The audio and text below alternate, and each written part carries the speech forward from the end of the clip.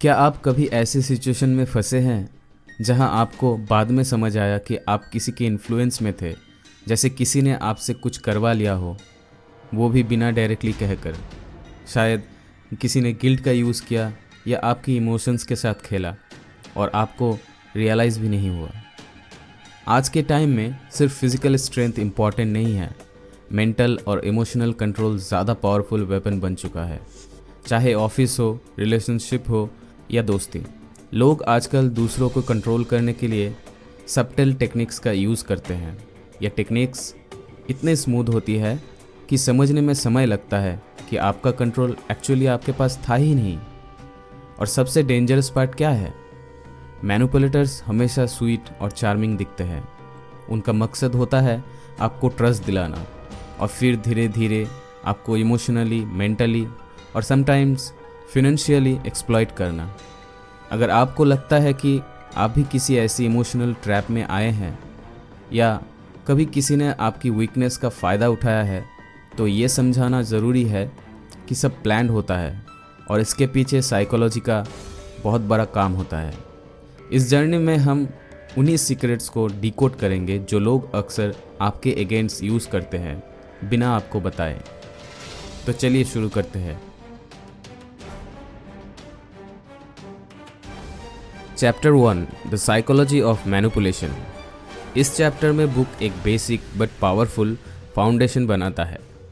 Manipulation कोई accident नहीं होता, ये एक कैलकुलेटेड साइकोलॉजिकल प्रोसेस है जिसका मेन एम होता है आपके डिसीजंस, इमोशंस और बिहेवियर को कंट्रोल करना बिना आपको डायरेक्टली फोर्स किए। क्या आपने कभी किसी को देखा है जो हमेशा सबको अपने हिसाब से चला लेता है, बिना चिल्लाए, बिना लड़ाई किए? ऐसे लोग मैनिपुलेशन के मास्टर होते हैं। वो दूसरों के माइंड में डाउट्स, गिल्ट्स या फियर क्रिएट करके अपना फ़ायदा उठाते हैं। बुक कहते हैं मैनिपुलेटर्स हमेशा कॉमन दिखते हैं, लेकिन वो आपके अटेंशन, ट्रस्ट और इमोशन का मिसयूज़ करते हैं। आज के फास्ट पेस्ड वर्ल्ड में जहां हर कोई अपना बेनिफिट्स ढूंढ रहे हैं, मैनिपुलेशन एक इनविजिबल वेपन बन चुका है। क्या आप भी दूसरों की बातों में आकर डिसीजन बदल देते हो? क्या आपको गिल्ट फील करवा के कोई आपसे काम निकलवा लेता है? या आप किसी टॉक्सिक रिलेशनशिप में फंस चुके हैं जहां आप हमेशा गलत प्रूव होते हैं? तो ये चैप्टर आपके लिए अलार्म बेल है। जब तक आपको ये नहीं पता चलेगा कि मैनिपुलेशन कैसे काम करता है, तब तक आप इमोशनली अटैक्ट होते रहेंगे। क्या करना चाहिए? अपने इमोशंस को ऑब्जर्व करो। जब कोई आपसे बात कर रहे हो, क्या वो गिल्ट, फियर या ओवर रिस्पॉन्सिबिलिटी क्रिएट कर रहा है? हर चीज़ पे हाँ कहने से पहले सोचो, क्या ये डिसीजंस मेरा है या मुझे पुश किया जा रहा है? लर्न टू से नो बिना गिल्टी फील किए। अपने डाउट्स को इग्नोर मत करो जब किसी की बातें कंफ्यूजन या ट्विस्टेड लगे। हर बार दूसरों के लिए सैक्रिफाइस करना छोड़ो। सेल्फ रेस्पेक्ट ज़्यादा इंपॉर्टेंट है। किसी की चार्मिंग नेचर को उसे रियल इंटेंशन से कंफ्यूज मत करो। इस चैप्टर में ऑथर ने एक कॉलेज फ्रेंड का एग्जाम्पल दिया है जो हमेशा इमोशनली ब्लैकमेल करता था अपने दोस्तों को ताकि वो उसके असाइनमेंट कंप्लीट कर सके। जब दोस्त ने मना कर दिया तो वो कहता, तू मेरा असली दोस्त नहीं है। धीरे धीरे सब उसके प्रेशर में आ जाते थे। ये एक क्लासिक इमोशनल मैनिपुलेशन का केस है जहां गिल्ट का यूज़ करके लोग दूसरों से अपना काम निकलवाते हैं। ऑथर कहते हैं कि मैनिपुलेशन एक आर्ट है जो रिपीट होने पर ऑटोमेटिक बन जाता है।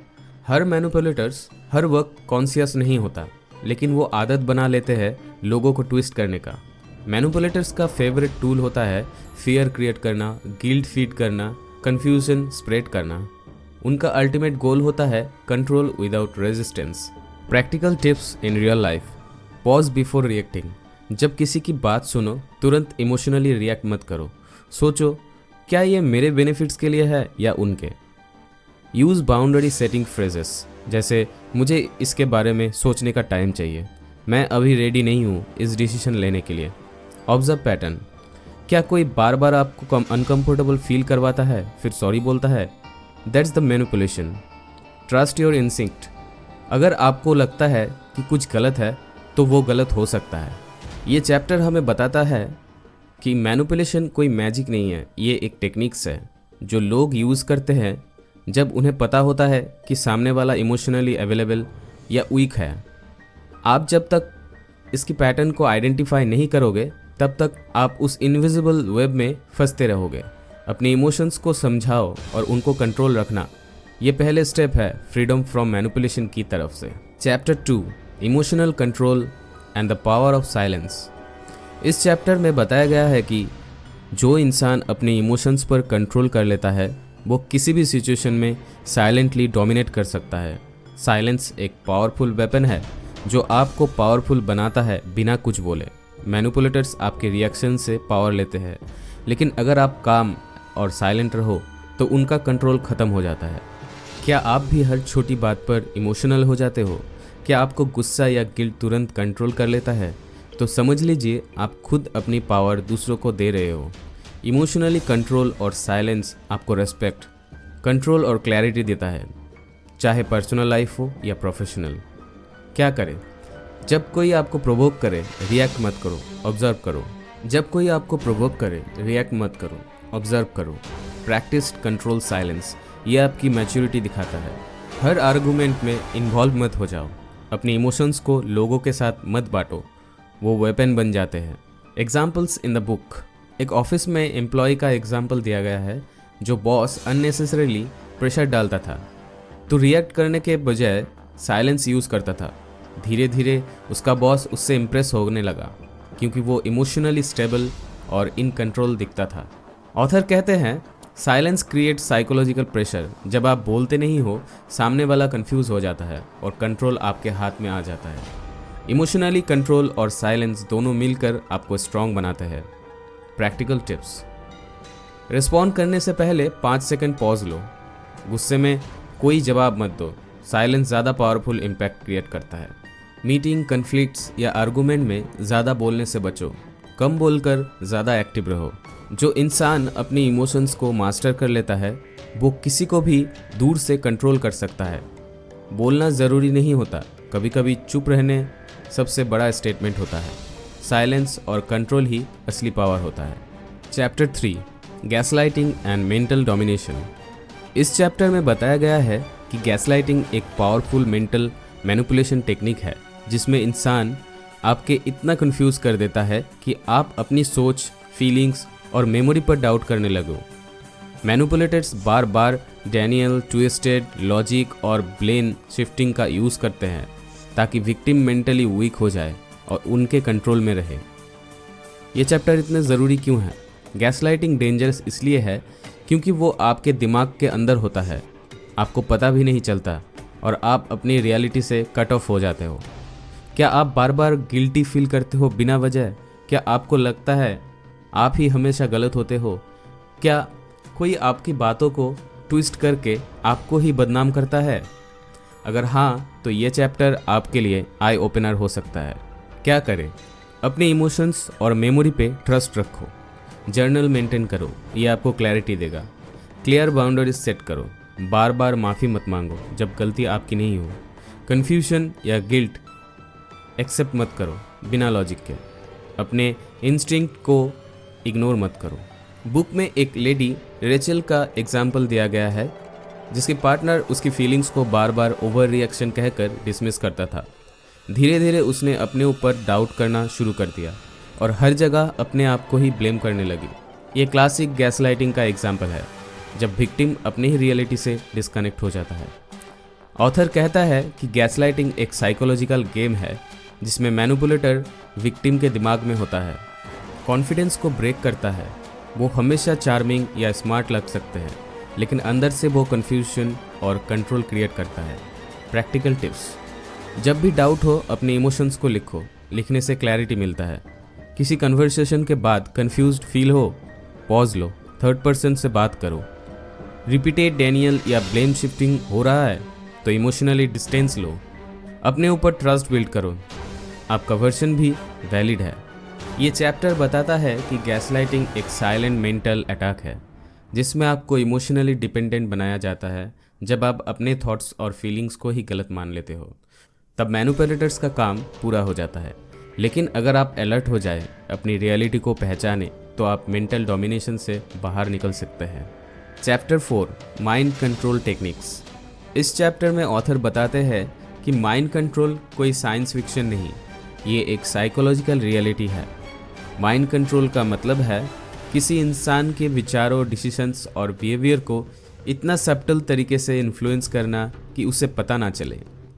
बुक क्लियरली कहते हैं कि ये टेक्निक्स का यूज़ करके leaders, marketers, cult leaders, manipulative partners, even government तक करते हैं और आम लोगों को पता नहीं चलता कि उनके चॉइसेस उनका नहीं, किसी और के डायरेक्शन का रिजल्ट है।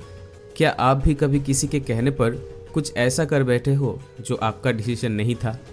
क्या आपको कभी लगता है मैं तो बस फ्लो में चला गया? यही होता है माइंड कंट्रोल। ये चैप्टर इम्पॉर्टेंट है क्योंकि आप अपना मेंटल स्पेस प्रोटेक्ट कर पाओगे। आपको पता चलेगा कौन आपके ऊपर साइकोलॉजिकल प्रेशर डाल रहा है। आप दूसरों के इन्फ्लुएंस से फ्री सोच पाओगे, इंडिपेंडेंट माइंडसेट डेवलप होगा। क्या करना चाहिए? अपनी बिलीव्स और थॉट्स को कॉन्शियसली एग्जामिन करो। जब भी कोई कंटिन्यूअसली आपको पर्सपेक्टिव चेंज करने की कोशिश करे, अलर्ट हो जाओ। सेल्फ हिप्नोसिस, एफर्मेशंस और जर्नलिंग के थ्रू अपनी थिंकिंग को स्ट्रॉन्ग बनाओ। सिर्फ इसलिए एग्री मत करो क्योंकि सामने वाला कॉन्फिडेंट लगता है। रिपीटेड मैसेजेस को बिना एनालाइज के एक्सेप्ट मत करो। ऑथर कहते हैं mind control begins where critical thinking ends, यानी जहां आप सवाल करना बंद कर देते हो वहां दूसरे लोग सोचने लगते हैं आपके लिए। वो बताते हैं कि रिपीटेशंस, इमोशनल हुक्स, आइसोलेशन और ट्रस्ट बिल्डिंग टेक्निक्स का यूज़ करके लोगों के डिसीजंस मेकिंग प्रोसेस को हाईजैक किया जा सकता है। ऑथर वार्न करते हैं protect your mind like your most valuable asset. Practical tips: always question repeated ideas. Bar bar repeat होने वाली बात पे क्रिटिकल लेंस लगाओ। Limit toxic influence. जो लोग हमेशा आपकी थिंकिंग को सप्रेस करता है उससे दूरी बनाओ। Develop inner voice. मेडिटेशन और माइंडफुलनेस से आपका असली थॉट प्रोसेस जुड़ जाता है। Seek facts not just emotions. कोई भी बात सिर्फ इमोशन से नहीं, लॉजिक से भी टेस्ट करो। Practice saying no. जब तक आप क्लियरली मना करना नहीं सीखोगे, लोग आपको कंट्रोल करते रहेंगे। ये चैप्टर एक वेकअप कॉल है। माइंड कंट्रोल ग्लैमरस या फिक्शनल नहीं, ये रियल दुनिया का साइलेंट साइकोलॉजिकल वेपन है। अगर आपको लगता है कि आप हमेशा दूसरों के डिसीजन का हिस्सा बन जाते हो, तो आपको अपने थॉट्स पर काम करना चाहिए। जब आप इंडिपेंडेंट सोचने लगते हो, तब आप अपने लाइफ का रियल मास्टर बनते हो और कोई आपके माइंड को रिमोट कंट्रोल नहीं चला सकता। Chapter 5 fear based control. जब डर बन जाता है रिमोट कंट्रोल। क्या आप किसी के डर से अपनी लाइफ के डिसीजंस ले रहे हो? जैसे अगर मैंने ये नहीं किया तो वो मुझे छोड़ेगा नहीं, या बॉस नाराज़ हो गई तो जॉब गई। हो सकता है आप फियर बेस्ड मैनिपुलेशंस का शिकार हो। ये चैप्टर बताता है कैसे लोग थ्रेट्स, गिल्ट्स और फियर का यूज़ करके आपको अपने कंट्रोल में रखते हैं और कैसे आपको उनका रिमोट कंट्रोल बनाया जाता है। क्या करें? अपने डर को समझो। ये फियर सच है या बस कंट्रोल का जरिया? जब डिसीजंस लो, सोचो अगर मुझे डर ना होता तो क्या करता। अपनी बाउंड्रीज को सेट करो। कांस्टेंट थ्रेट से मैं नहीं चल सकता। डर के चक्कर में अपने प्रिंसिपल्स मत छोड़ो। हर थ्रेट को सीरियसली लेके खुद को कॉम्प्रोमाइज़ मत करो। हर टॉक्सिक बिहेवियर को बस प्रेशर है कहकर जस्टिफाई मत करो। फियर तब तक पावरफुल है जब तक आप उसे क्वेश्चन नहीं करते। जब आप अपने डर से कॉन्फ्रंट करना सीख जाते हो, तब आप किसी के पॉपेट नहीं होते, अपनी लाइफ का लीडर खुद बन जाते हो। अगर आपने अभी तक इस चैप्टर्स को ध्यान से सुने हैं तो एक बात क्लियर है, लोग आपके माइंड और इमोशंस को कंट्रोल करने के लिए हर लेवल का गेम खेलते हैं। कभी गिल्ट का, कभी फियर का, कभी लव का। बट आप जानते हो कैसे मैनिपुलेशंस को पहचानें, कौन से लोग आपके कॉन्फिडेंस तोड़ रहे हैं, कैसे अपने बाउंड्रीज को बनाना है, कैसे नो बोलना सीखना है बिना गिल्ट फील किए, और सबसे इम्पॉर्टेंट कैसे अपना मेंटल रिमोट वापस लेना है। हर चैप्टर में एक ही मैसेज है, अपनी वैल्यू समझो, अपने थॉट्स पे ट्रस्ट करो और किसी को अपने ऊपर पावर मत दो, ना इमोशनली ना मेंटली। अगर आप ये सब अप्लाई करते हो तो आप किसी भी साइकोलॉजिकल ट्रैप से निकल सकते हो, चाहे वो रिलेशनशिप हो, कैरियर या फैमिली प्रेशर। आखिर में बस एक ही बात कहना है, अगर आपको ये वीडियो पसंद आई हो तो लाइक ज़रूर करें और सब्सक्राइब करना ना भूलें। नेक्स्ट वीडियो में मिलते हैं एक नए पावरफुल टॉपिक के साथ। तब तक के लिए थैंक यू।